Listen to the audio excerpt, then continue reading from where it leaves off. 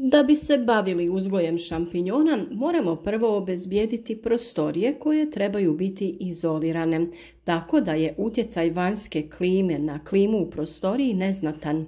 Zatim obezbijediti ventilacione sisteme i sisteme za grijanje, odnosno hlađenje. U ovom videu pokazati ćemo vam način na koji i sami možete uzgojiti šampinjone. Jako je bitno da se svi koraci naprave pravilno i na vrijeme, jer u suprotnom uzgoj ovih gljiva će biti upitan. Za proizvodnju šampinjona potrebno je obezbijediti prostoriju sa mogućnošću provjetravanja i postizanja temperature od 25 stepeni Celzijusa, odnosno 16 stepeni Celzijusa u pojedinim fazama, neovisno od vanjske temperature. Ako želite podržati naš rad, ovaj video označite sa like, a ako do sada niste, zapratite naš kanal.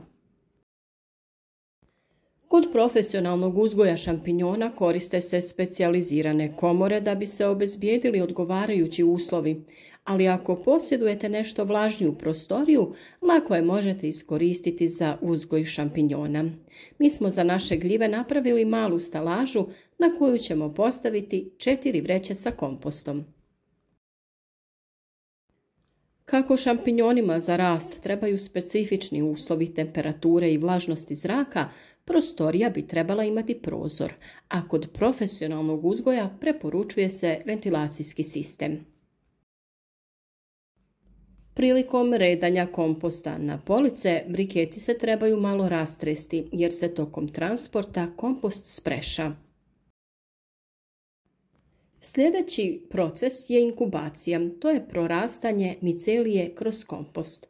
Ovaj proces se počinje odvijati kada smo ubacili kompost u prostoriju i stvorili tehnološki predviđene uslove. U ovoj fazi uzgoja najvažnija je temperatura u kompostu.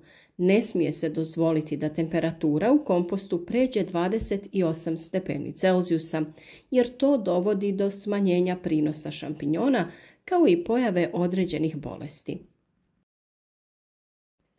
Micelij se najbolje razvija na temperaturi komposta od 25 stepeni Celzijusa.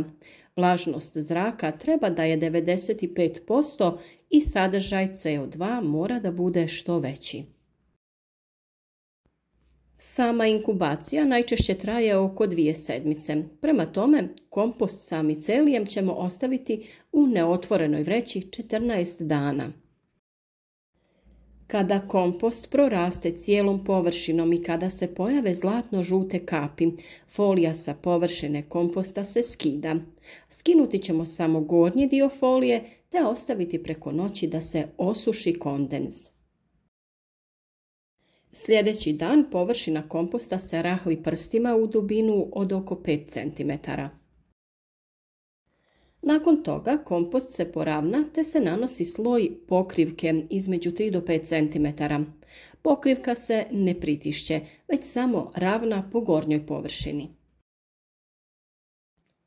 Pokrivka je mješavina treseta, crnog i smeđeg, kreča i sitnog šljunka, a uloga joj je da akumulira vodu prilikom zalijevanja, da omogućava isparavanje čime se transportuju hranjive materije iz komposta do šampinjona, da štiti kompost od vanjskih utjecaja, regulira mikroklimu i da omogućava bakterijski život koji je potreban za prorastanje micelija kroz pokrivku i stvaranja šampinjona.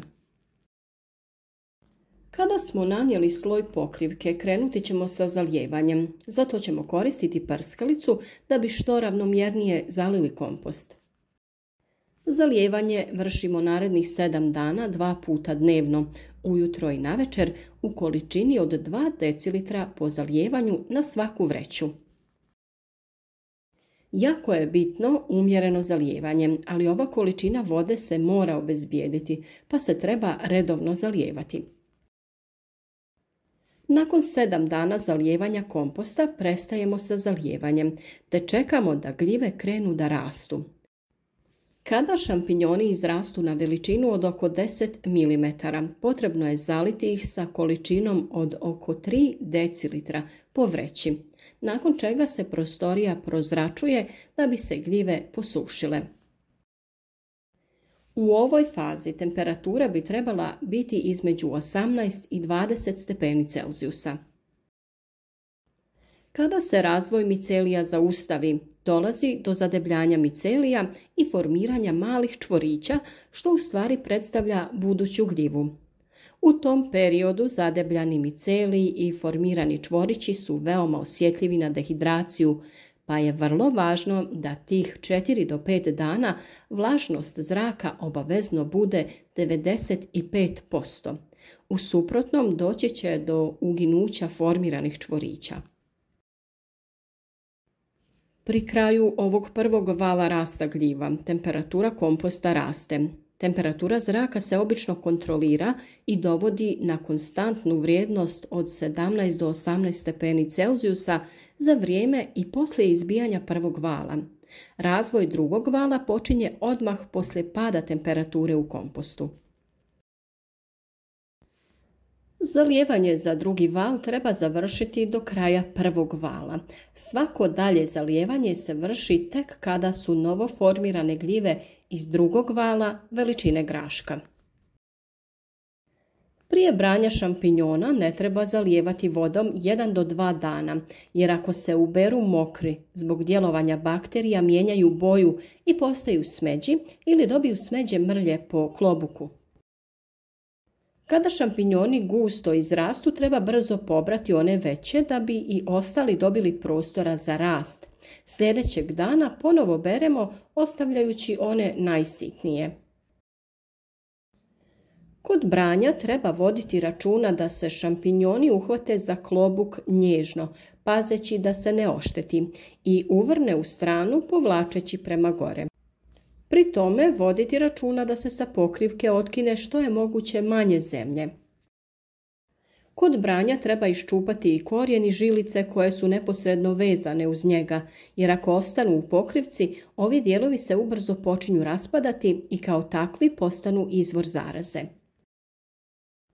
Ubrane šampinjone treba držati na temperaturi od oko 4 stepena Celzijusa. Ako vam je ovaj video bio od koristi, označite ga sa like, te nam ostavite komentar. Pišite nam kako vi gajite šampinjone i sa kojim izazovima se susrećete. Podijelite ovaj video sa prijateljima na društvenim mrežama, te nam pomozite da pokažemo drugima kako se uzgajaju gljive te voće i povrće.